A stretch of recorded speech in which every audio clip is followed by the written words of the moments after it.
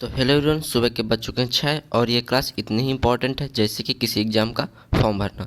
तो देखिए कि अभी टाइम हो चुका है 6:49 है, तो मैं सुबह सुबह करंट अफेयर्स की क्लास ले लेता हूँ जो कि गौरव सर द्वारा मॉर्निंग में करवाई जाती है। तो जितने भी स्टूडेंट्स हैं वो सबसे पहले सुबह करंट अफेयर्स की क्लास लें और इसके बाद मैं चलिए दिखाता हूँ।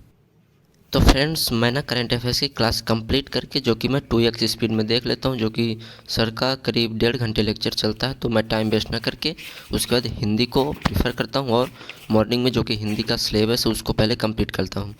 तो यदि बीएड की बात करें तो उसमें से संधिया सिलेबस में है, तो सबसे पहले मैं संधि को मॉर्निंग में एक बार रिवीजन कर लेता हूँ, जो कि आप देख पा रहे होंगे। और यदि आप बुक की बात करें तो मैं हरदेव बाहरी की बुक को प्रीफ़र करता हूं, जो कि यूपीएससी और यूपीपीसीएस भी इसी बुक को प्रीफ़र करती है और इसके आंसर को मान्य करती है। तो मेरा रिवीजन और सारी क्लासेस कंप्लीट हो चुकी हैं, तो अब बारी आती है आपको नोट्स दिखाने की। तो चलिए मैं सर्वप्रथम हिंदी का नोट्स दिखाता हूं, जो कि आज मैंने स्टार्ट किया हुआ है। भारत में अंग्रेज़ों का आगमन, यहाँ से ही नया टॉपिक शुरू हुआ था। तो देखिए यहाँ पर दिख रहा होगा कि जो कि 1608 है, ये इम्पोर्टेंट है, जो कि सर ने यहाँ पे बताया भी हुआ था कि 1608 में जेम्स प्रथम का जो कि राजदूत कैप्टन हॉकिंस भारत आया था और वह अकबर के दरबार में पहुंचा था। यहाँ से एक क्वेश्चन ये भी बना था कि अकबर के समकालीन कौन थे, तो जेम्स प्रथम था, ये ऑप्शन में दिया हुआ था। और देखिए जो भी इंपॉर्टेंट फैक्ट होते हैं यहाँ पे मेंशन भी कर दिए जाते हैं। देन इसके बाद यदि बात करें तो देखिए कि मैं यहाँ पे और अभी आपको दिखा रहा हूँ कि आज मैंने क्या क्या पढ़ा और मैं आपको कंप्लीट विषय दिखाऊंगा। तो देखिए कि यहाँ पे साइड में जो कि स्पेस आपको दिख रहा होगा, तो यहाँ पे कंप्लीट जो कि मैं प्रीवियस ईयर क्वेश्चन या फिर घटना चक्र से क्वेश्चन को सॉल्व करता हूँ, तो वहाँ पे काफ़ी टॉपिक होते हैं जो नोट्स में छूट जाते हैं, तो मैं यहाँ पे साइड में मेंशन कर देता हूँ।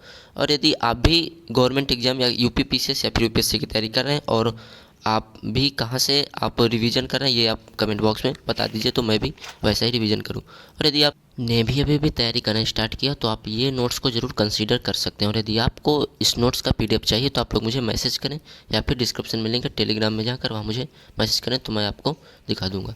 और देखिए कि जो भी जितने भी इंपॉर्टेंट फैक्ट है जो मुझसे मिस हो जाते हैं मैं कंप्लीट यहाँ पर मेंशन कर देता हूँ। ईस्ट इंडिया कंपनी के विकास की बात करें तो देखिए 1600 में एलिजाबेथ प्रथम के शासनकाल में the governor and merchants of London trading into the India company आई थी। देखिए यहाँ पर एकदम से जो कि कॉन्सेप्चुअल नोट्स हैं कंप्लीट यहाँ पे मिलेंगे। तो चलिए अब मैं आपको नेक्स्ट नोट्स दिखाता हूँ। तो मॉर्निंग में आपने देखा होगा कि मैंने हिंदी का रिवीजन किया हुआ था, तो देखिए मैंने हिंदी का नोट्स भी बनाया हुआ है। तो देखिए कि हिंदी का नोट्स में जो कि आज संधियाँ मैंने पढ़ी हुई थी, तो देखिए मैंने स्वर संधि व्यंजन संधि में से आज मैंने स्वर संधि पढ़ी थी। तो देखिए स्वर संधि की बात करें तो यहाँ पर भी देख लीजिए कि स्वर संधि का मैंने एकदम से ठीक ठाक नोट्स बनाया हुआ है। तो यदि आप भी किसी अन्य एग्जाम की तैयारी करें और आपको भी इनसे रिलेटेड नोट्स चाहिए तो आप मुझे मैसेज जरूर करें। देखिए दीर्घ संधि की बात करें तो दीर्घ संधि, और आज मैंने इसके एग्जाम्पल भी पढ़े हैं। और देखिए कि जब मैं नोट्स बनाता हूँ तो जो इसके फैक्ट होते हैं उसको मैं अलग से लिख लेता हूँ और उसको हाईलाइट कर लेता हूँ ताकि रिवीजन करने में प्रॉब्लम ना हो। तो देखिए आज मैंने गुण संधि और मैंने दीर्घ संधि पढ़ी है और कंप्लीट की है, तो इसके कंप्लीट एग्जाम्पल यहाँ पे आपको बहुत सारे मिल जाएंगे। और चलिए आज मैं अभी आपको और दिखाता हूँ कि और अभी मैंने संधि में क्या क्या पढ़ा है। तो चलिए मैं पेज पलटा लेता हूँ और मैं आपको दिखाता हूँ कि आज संधि में मैंने इतना ही पढ़ा है। और इसके बाद चलिए आपको मैं नेक्स्ट दिखाता हूँ। तो देखिए कि कल मैंने जो कि दिखाया हुआ था कि ये पॉलिटी का नोट्स है, तो कल का मैंने रिवीजन कर लिया और आज की क्लासेस दिखाता हूँ। तो आज मैंने राज्य व्यवस्था पढ़ी, उसमें संस्थाएं पढ़ी राज्य व्यवस्था की, और फिर उसके बाद संविधान का महत्व जो कि सिलेबस में है, तो सिलेबस वाइज मैं नोट्स बना रहा हूँ। और यदि बात करें तो देखिए कि एकात्मक और संघात्मक संविधान जो कि होता है वो उसको भी सर ने काफ़ी बढ़िया से मेंशन किया हुआ, तो उसको भी मैंने नोट्स में अपने मेंशन कर लिया हुआ। देखिए जितने भी इंपॉर्टेंट फैक्ट होते हैं उसको मैं नोट्स कर लेता हूँ। और मुझसे नोट्स बनाने में कहाँ गलतियाँ हो रही हैं, तो यदि आप भी पुराने स्टूडेंट्स हैं और आप भी तैयारी कर रहे हैं तो आप प्लीज़ मुझे ज़रूर बताएँ कि मैं कहाँ पर कमियाँ कर रहा हूँ। और यदि संघात्मक संविधान और देखिए संघात्मक सरकार, जो कि हेडिंग वाइज एकदम से फैक्ट यहाँ पर लिखे हुए हैं। देखिए इनकी विशेषताएं की बात करें तो विशेषताएं भी मैंने लिखी हुई है और जो इनकी कमियां होती हैं उनकी कमियों को भी मैंने यहाँ पर मेंशन किया हुआ है। और यदि भारत के संविधान की बात करें तो आज भारत के संविधान को पढ़ा, जो कि भारत का संविधान संघीय संविधान होता है, और वैज्ञानिकों के क्या क्या मत रहे हैं जो कि यहाँ पर मेंशन किया हुआ है। और भारत के संविधान के संघात्मक लक्षण भी पढ़े हुए हैं और भारत के संविधान के एकात्मक लक्षण भी पढ़े हुए हैं, जो कि बार बार एग्जाम में पूछे जाते हैं। तो ये रहा मेरा पॉलिटी का नोट्स और मैं आपको दिखाता हूँ अगला नोट्स। तो चलिए अब अगले नोट्स पर जैसे ही जाते हैं, तो उससे पहले यदि अभी तक आपने चैनल को सब्सक्राइब नहीं किया तो सब्सक्राइब करें और अपने फ्रेंड में शेयर ज़रूर करें। तो देखिए कि आज पॉलिटी के लिए मैंने 2-3 क्लासेस ले ली थी, क्योंकि काफ़ी पीछे जा रहा था। तो मैं देख रहा था कि बीएड का एग्ज़ाम भी नज़दीक है और सिलेबस तो काफ़ी ज़्यादा वास्ट है बीएड का, चूँकि सिलेबस उसने मेंशन भी नहीं किया हुआ है।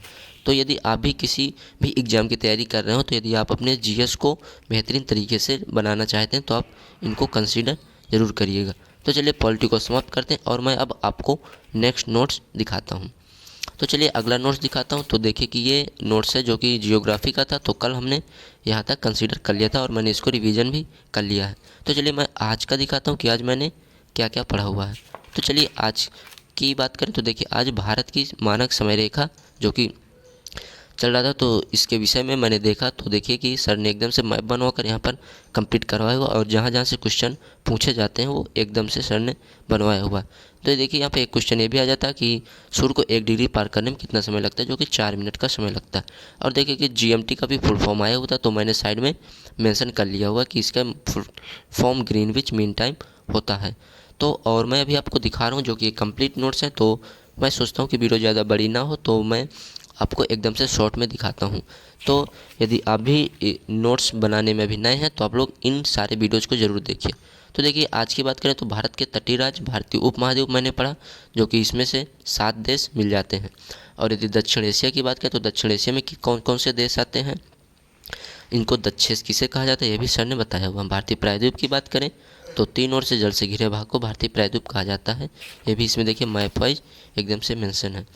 तो कभी कभी क्लास 1.5 घंटे या 2 घंटे की हो जाती है, तो उसमें से टॉपिक कुछ ज़्यादा ही हो जाते हैं, जो कि बोरिंग तो नहीं रहता बट फिर भी बनाना पड़ता है नोट्स। तो आप लोग देख सकते हैं। देखिए यहाँ पर जितने भी तट होते हैं यहाँ से एक क्वेश्चन ज़रूर आता है।